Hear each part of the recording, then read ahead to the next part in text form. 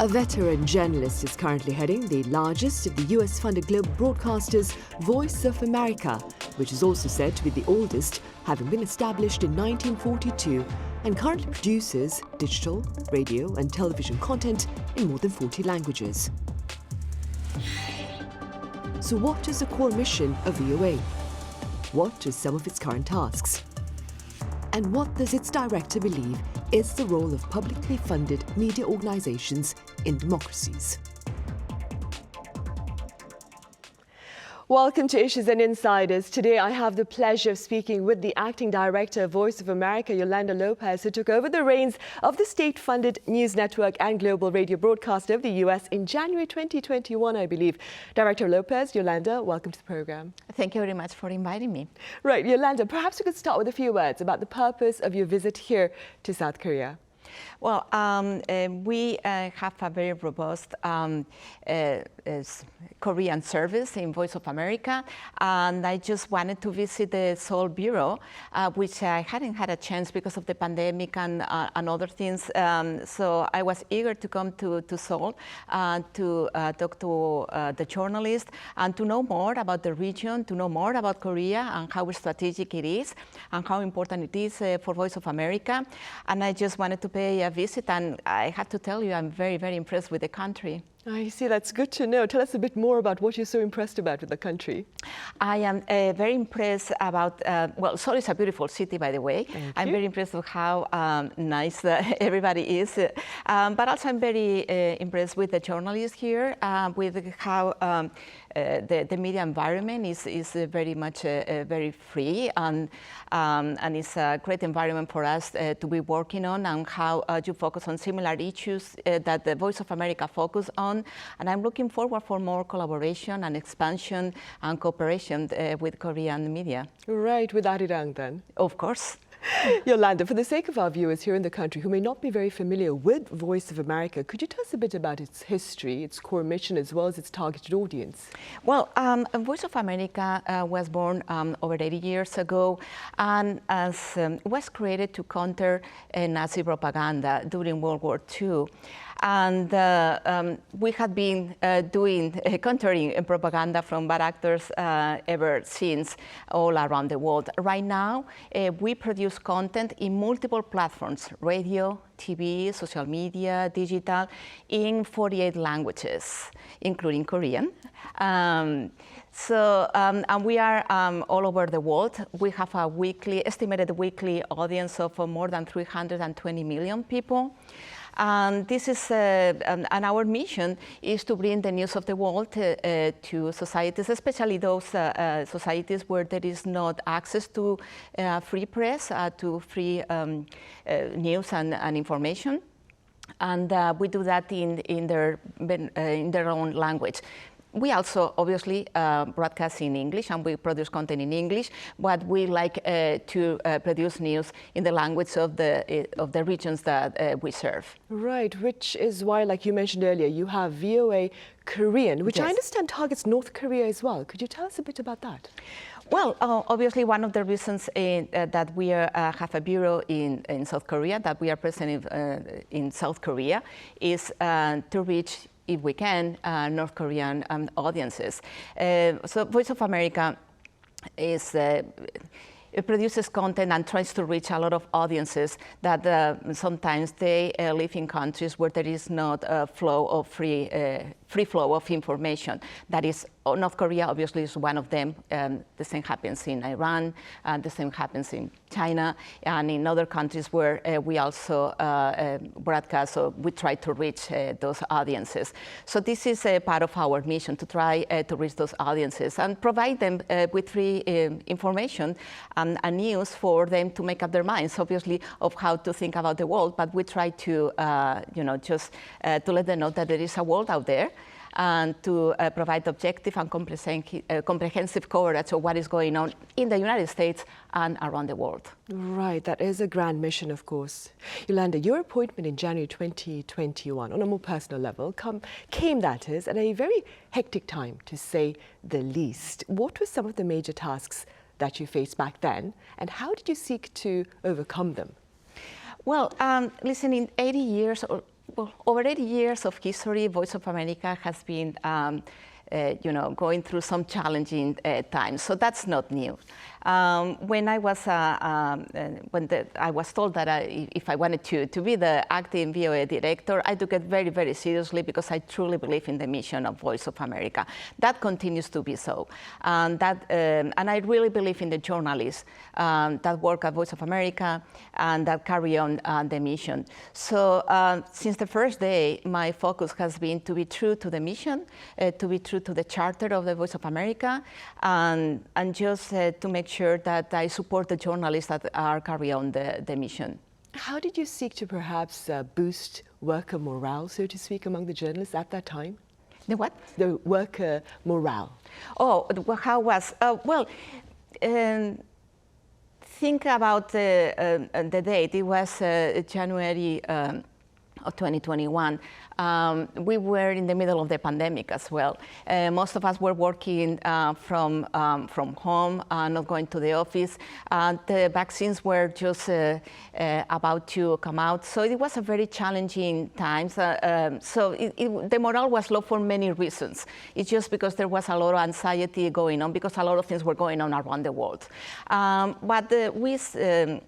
That's just why one of the first things that I tried to do is to be in contact with our journalists as much as I can, to talk to them and to build the community again inside VOA, and to make sure that everybody was okay, that everybody was fine, and that everybody was focused on the mission, which is what it was important at the time. Right, I see. Yolanda, I understand a major test of your leadership came in September 2021, when the Biden administration decided to withdraw its troops from Afghanistan. Now, one of your colleagues, and I quote here, said you worked miracles to get VOA staff back to safety. Could you tell us more about that endeavor? Well, that, I can tell you, was one of the most challenging times in my career, both professionally and personally. When you see that your colleagues are in Kabul and they are in danger, and not only them, but also their families, that is a very stressful situation. It wasn't just VOA, it was a lot of news organizations, other federal agencies, and other NGOs. So it wasn't just us. So what I did is not any different from what others did as well. Obviously, the focus was, and the priority was to keep our journalists safe. The silver lining of all of it was that we cooperated a lot with a lot of other news organizations, with other NGOs, with the private sector, with public offices as well. We all shared a lot of information just because everybody was trying to pull their people out of Afghanistan at the moment. So it was very important, that cooperation and sharing of information, and that we did. So I didn't do anything different. The entire Voice of America was supporting this effort. USAGM, which is the parent company of Voice of America, supported this effort, and we just, I think that this was one of these kind of situations where a lot of people, it was the first time we were dealing with it. We learned a lot, but it was, yes, very stressful, but it was so far for Voice of America has been okay, and none of our journalists have been in any danger, or not imminent danger, but it was very challenging. I can tell you that it was tremendously challenging, and again, we were in the middle of a pandemic, so that was also very challenging as well. I would have to agree with you right there. Made the things even worse. Of course, of course. Director López, Yolanda, 5 months after the US withdrew from Afghanistan, Russia invaded Ukraine. And before we talk more about that, how do you first balance the need to inform the public with the need to protect your reporting crew? That is a great question, because that is a question that we ask ourselves every single day. Because Voice of America is present in a lot of parts of the world where it is very dangerous to be a journalist. And I have to tell you, more and more places in the world are dangerous for journalists. It's not getting any safer for journalists to do our job. So this is a question that we ask ourselves every single day. Obviously, to me, safety is a priority. But you're a journalist, you know how it is with some reporters. And they will just push me, I have to be there, just have to send me. And I have the bravest reporters working at Voice of America that will tell me, and they are totally right when they tell me, if we are not there, who is going to tell the story? Right? So how do you answer that question? Who is going to tell the story? But it is dangerous for you to go. So it is a balance act about, okay, obviously we have to tell the story, but we have to make sure that the journalists are safe. And since Afghanistan, Voice of America has strengthening much more our safety and security protocol, especially for journalists that go, in this case, to Ukraine.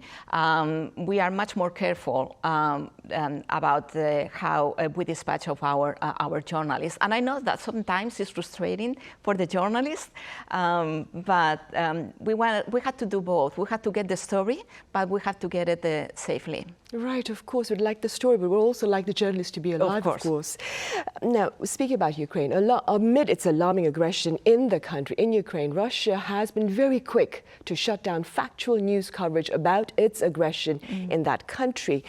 That being said, how can journalists, Yolanda, seek to overcome efforts by entities to silence it? Yeah, I know that when that happens for a lot of Western media, that came as a shock. But Voice of America has a history of dealing with very close regimes. Because we have been dealing with China, with Iran, and with other countries. So we have the means, the know-how about how to report on the situation in a particular country when sometimes we cannot be on the ground. But there are means to do that in surrounding countries, citizens journalism.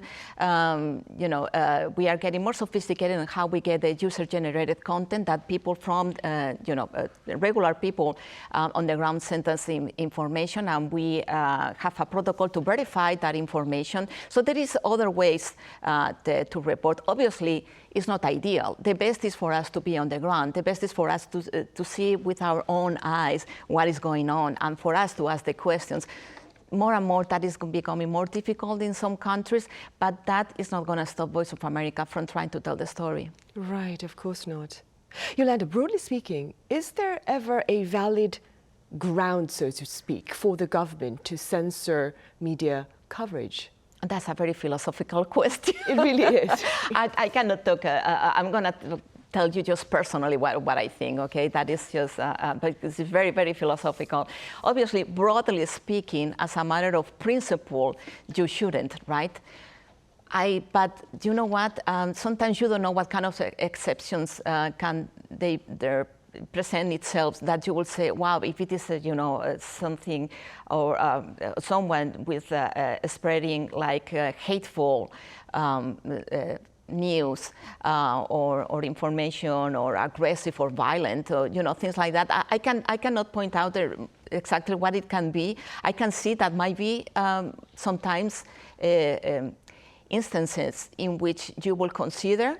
Right now, as a principle, obviously, no, because we are journalists and we want to allow the free flow of information and that the diversity of views and perspectives and speeches, even when you don't agree with it, right? And that is the principle. But obviously, I can see that might be some exceptions, but it's just that I cannot point out right now at some. Right, of course. Then moving from philosophy to something more practical. Yeah. Yolanda, what is the role of publicly funded media organizations in democracies, generally speaking this time? Oh, generally speaking, well, that is a fantastic question, just because I also work in the private sector, so I can see the difference between commercial media and public media. What is it that I love? Personally, I love about public media. You are not subject to the tyranny of ratings. Right, so you can focus more on what matters about public service, about looking for impact, about looking for change, looking to serve underserved communities, looking to give a voice to the voiceless. An example that I always share is Afghanistan. When Afghanistan was taken over by the Taliban, a lot of Western media went there and they spent 1-2 months, and then they left. That's what the private sector does. They jump from story to story because the news cycle, especially in the last 2 years, have been crazy with the pandemic, with Afghanistan, with the invasion of Ukraine. The news cycle is very, very aggressive and changes rapidly. Us, Voice of America, we can say we were in Afghanistan before it happened. We covered what happened, and we continue serving the audience in Afghanistan. This is just one example. The same with Ukraine. We don't just go when the news story breaks. We were before, we were during, and we are after. We are committed. That long-term commitment, it is very difficult to sustain in the private sector. So that is what I think that public media has a role. And obviously I do think that if you have a free and independent public media, it is a pillar of any democracy. Right. Yolanda, speaking about democracies and rules, of course, what role should democracies themselves play to ensure access to free and fair information? That is something that I have a very specific answer for you because I've been adamant about this. And I think that the governments in general and democratic governments in general should do more protecting journalists. When we talk about freedom of the press, when we talk about free media, that is impossible if you don't have journalists that are free and that are independent, and that they are protected by all the threats that they receive, whether it is from their own government, from organized crime, or from whatever bad actor. As you know, as a journalist, we receive a lot of threats more and more, and it can be physical threats, it can be cyber threats, and a lot of harassment. So I think that it will be, I always plea, my plea is for all the governments, democratic governments, obviously, to pass laws and regulations and legislations to protect the journalists. Because if the journalist is not protected, if it is not independent, if it is not free, and if he or she doesn't feel safe, then there is no free press. Right, and staying with that, Yolanda, could you tell us a bit about the firewall, I understand? Yeah. The firewall that has been set up for VOA journalists to ensure their integrity. Yeah. Could you tell us a bit about that campaign? Well, it's not a campaign, the firewall exists. Voice of America is funded by the US taxpayers' dollars, but that doesn't mean that any agency in the government can have any control, editorial control, of the editorial contents, decisions that we make. So that means that we have a firewall that protects us from other agencies in the government, which it is fundamental for us to maintain our independence. Our charter, our mission says that we have to produce content that is objective and comprehensive, and to show all kinds of perspectives of regarding the United States and regarding the world. And that's what we are trying to do. So we upheld ourselves to the highest journalistic standards.